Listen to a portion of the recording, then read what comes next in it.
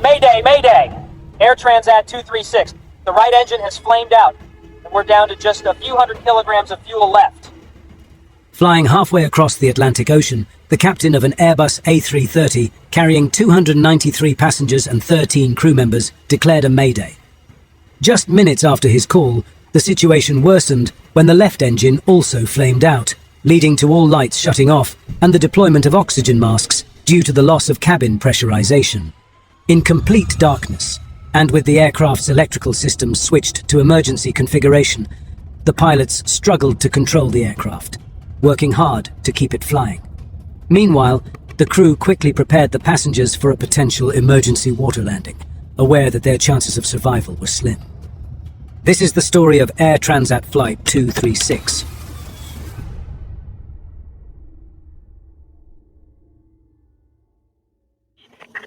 All engines clear. Start at will. On August 24, 2001, Air Transat Flight 236 was pushed back from the gate at Toronto Pearson Airport, Canada, with destination Lisbon Airport, Portugal. The route from Toronto to Lisbon crosses the Atlantic Ocean. Starting in Canada, it travels over the Western Atlantic, crossing towards the European mainland before reaching Lisbon. This flight typically takes about 7 hours. The aircraft designated for this flight was an Airbus A330, equipped with 362 passenger seats. Built in 1999, it had accumulated over 10,000 flying hours by the time of the incident. It was loaded with approximately 46.9 tons of fuel, 5.5 tons more than the minimum legal requirement. In the cockpit of the aircraft, there were 2 pilots. The captain was 48-year-old Robert Pichet, who had nearly 17,000 flying hours, with almost 800 of those on the Airbus A330. He was joined by the first officer, 28-year-old Dirk de Jager, who had accumulated 4,800 flying hours, 386 of which were on this specific aircraft type. 4 days before Air Transat Flight 236 took off, it underwent routine maintenance. During this checkup, the maintenance team discovered metal chips in the aircraft's oil filter, a sign of potential engine trouble. Unable to pinpoint the source of these chips, they decided to replace the engine. The engine being installed, loaned by Rolls-Royce, was in a pre-service bulletin configuration, while the replaced engine was in a post-service configuration. This difference caused an issue for the technician in charge. The rear hydraulic pump from the removed engine couldn't be fitted onto the replacement engine. The reason was a clash with the fuel pump inlet tube already installed on the loaned engine. Unable to access the service bulletins from the available computer terminals, the lead technician relied on advice from the maintenance engineering department. They recommended using only the rear fuel tube from the engine being replaced. By following this advice, the technicians were able to ensure there was enough space between the fuel tube and the nearby hydraulic tube. After installing the new engine, the technicians inspected the work and found no issues. The engine passed a ground run test, indicating it was functioning correctly, and the aircraft was approved for flight. Just before 1 in the morning, the Airbus took off. The pilots steered the aircraft eastward, ascending to a cruising altitude of 39,000 feet. The first hours of the flight went smoothly, with no issues on board. It was a calm and routine journey as the plane continued steadily toward its destination. But several hours into their journey, while halfway across the ocean, the pilots encountered something unusual. Upon checking the secondary display for engine readings, they spotted abnormalities in the right-hand engine's data. The oil pressure was unusually high, paired with a lower oil temperature and a decrease in oil quantity. These warnings presented a scenario that the pilots couldn't immediately understand. Normally, engine oil temperatures increase during a flight. So, when the pilots saw the oil temperature going down, they were confused. They looked through the manual to find an explanation. But they couldn't find anything that explained the strange readings they were seeing. The pilots reported the issue to their maintenance control center, asking for further investigation. However, the center also couldn't determine the cause of the problem. What the pilots didn't know was that the issues with the engine oil indications were caused by a massive fuel leak deep inside the right-hand engine. A serious mistake was made while replacing the engine. The hydraulic and fuel lines were placed too close to each other. Even though they believed there was sufficient space between them, they didn't consider how the pressure from the hydraulic system could affect them. During the flight, the hydraulic and fuel lines of the right engine were in continuous contact, slowly wearing down against each other. Eventually, this friction caused the fuel line to rupture, resulting in a significant hole. According to the final report, the aircraft was losing an estimated 12 to 15 tons of fuel per hour through this rupture, an immense contrast to the typical fuel consumption of about 2.6 tons per hour for an Airbus engine. But even with the significant fuel leak, the engine kept running as usual. The fuel system design of the aircraft plays a significant role in this. The fuel system of this Airbus is designed with multiple fuel tanks. Each wing contains 2 tanks, along with a center tank and a trim tank located in the tail's horizontal stabilizer. The trim tank serves the purpose of redistributing fuel from the back to the front of the aircraft to maintain its central gravity limits. As fuel levels decrease in the wing tanks, the trim tank automatically transfers fuel forward to the depleted wing tanks. This transfer is normally not scheduled to take place until 35 minutes from the destination airport, when the wing tanks are below 4 tons or when the aircraft descends below flight level 245. This process ensures a balanced fuel distribution for landing. However, in this instance, the trim tank initiated its final fuel transfer prematurely, directing all its remaining fuel forward into the wing tanks much earlier than usual. Despite there being an indication in the cockpit, the pilots did not immediately recognize the abnormality. While still dealing with the oil pressure issue, an advisory message flashed on the ECAM. It's the central display unit in the cockpit, and it alerts the pilots when action is needed. It was an advisory message. The message noted a fuel imbalance between the tanks in the left wing and those in the right wing. A fuel imbalance means that there's more fuel in the tanks of one specific wing than in the other, which is a problem because the aircraft needs to be balanced. When dealing with a fuel imbalance on the Airbus A330, there aren't any specific actions outlined in the ECAM. Instead, the ECAM simply alerts pilots to the imbalance, prompting them to refer to the Quick Reference Handbook for guidance. This handbook is designed to guide pilots through non-normal procedures. Given their familiarity with handling imbalances from simulator training, the captain decided to rely on their experience and memory rather than consulting the Quick Reference Handbook. They opened the crossfeed valve and shut off the fuel pumps in the right wing, intending to transfer fuel from one side to the other.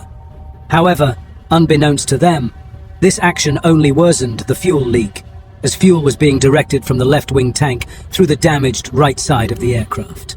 Had they consulted the QRH, the first instruction would have cautioned against proceeding with the checklist if a fuel leak was suspected.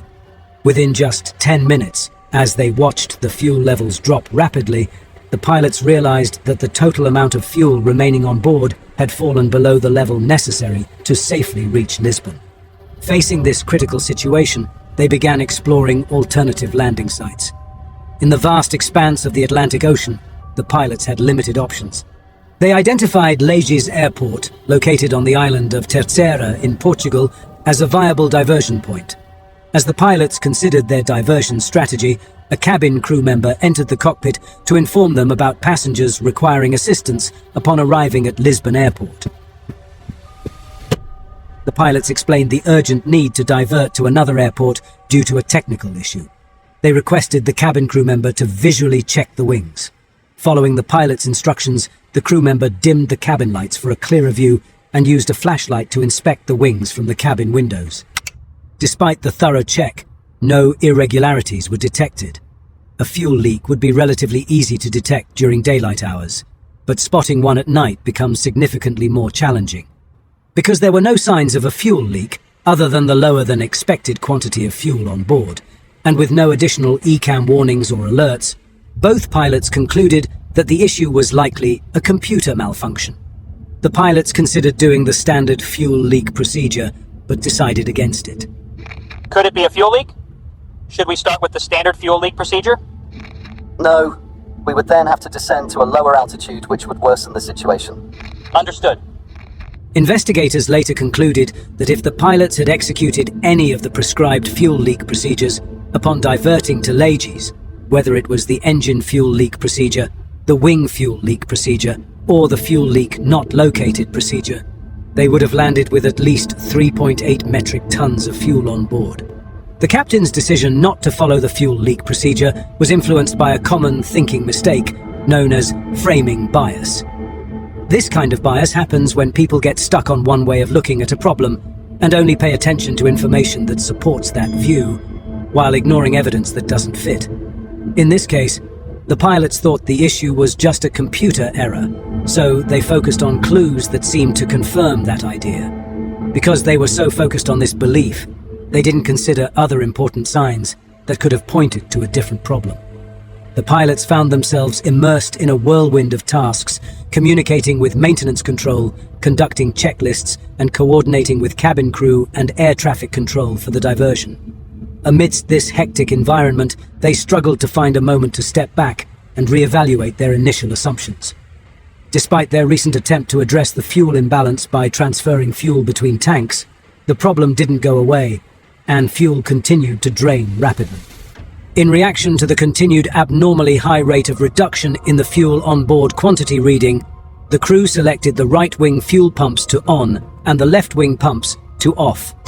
These selections established cross-feed of the fuel in the right-wing tanks to both engines. The pilots then set a course for Lajes Airport. They notified Santa Maria Air Traffic Control of their diversion, citing a critical fuel shortage. By this point, the aircraft was carrying 7 tons of fuel, which accounts for merely 6% of the aircraft's total fuel capacity. As the fuel levels kept dropping at an alarming rate, the captain maintained communication with the maintenance control center.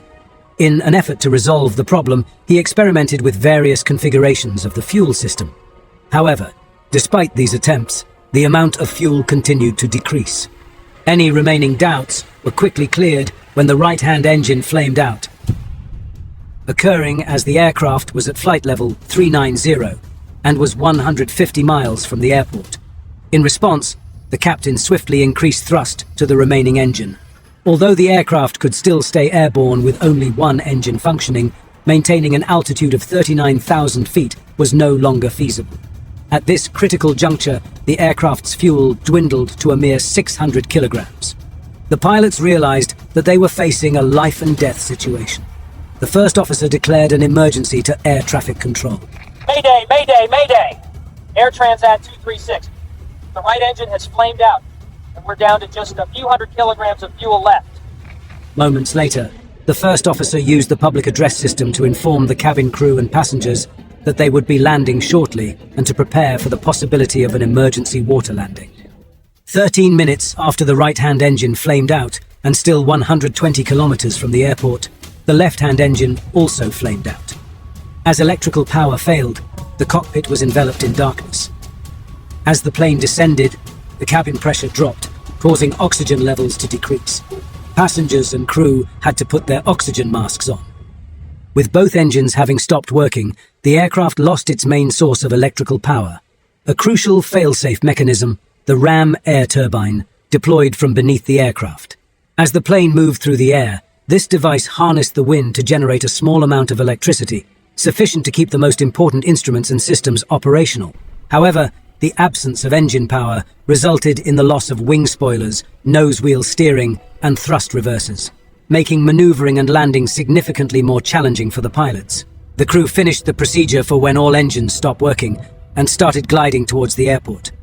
Here, the tower controller flickered the runway lights on and off to help the pilots find their way to the runway amidst the darkness of the Atlantic Ocean. To stay in the air as long as possible, the captain maintained a descent speed between the recommended glide speed and the stall warning speed. This way, he could control how fast they went down. But it was important to stay high enough because once they went too low, they couldn't go back up. But the captain faced additional challenges. He needed to maintain the speed above 140 knots to ensure power from the ram air turbine, while also avoiding speeds over 200 knots, which could complicate landing gear extension. As they neared runway 33, he realized his high-altitude strategy might have worked too well. Instead of being at the normal approach altitude of about 3,000 feet, 10 miles from the runway, they were at 13,000 feet, just 8 miles away. This was much higher than expected, especially with no engine power. To quickly drop altitude, The captain performed a 360-degree turn, a technique often used in gliding to lose about 4,000 to 5,000 feet. At the same time, the first officer put down the landing gear and adjusted the slats at the front of the wings. These steps were vital, giving the plane more lift and letting it slow down without too much drag. After a 360-degree turn, the captain leveled the plane's wings as they neared the runway. However, they were still dealing with being at the wrong altitude, too high for a normal landing approach, but too low to try another complete turn to lose altitude. With no room for mistakes, every move and decision was critical as the plane headed for the runway without any opportunity for do-overs. On the final approach, the first officer carefully watched the airspeed. Because both engines flamed out, they couldn't use flaps, meaning they had to land at a much faster speed of about 200 knots instead of the usual 145 knots. The first officer played a crucial role, constantly updating the captain on airspeed and altitude, helping him manage the challenging landing.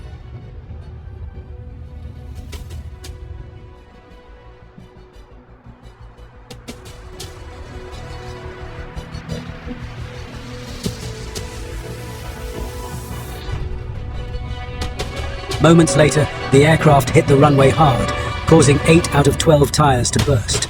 The plane bounced back into the air before touching down again, almost 3,000 feet from the start of the runway.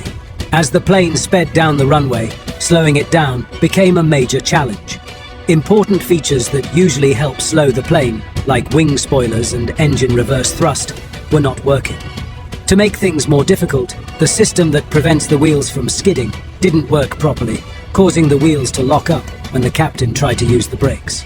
The aircraft managed to stop just 600 feet short of the runway's end. Fires had broken out in the left main gear wheels, heightening the emergency. Captain Pichet quickly ordered an evacuation, and remarkably, all passengers were out of the aircraft in just 90 seconds, securing their safety.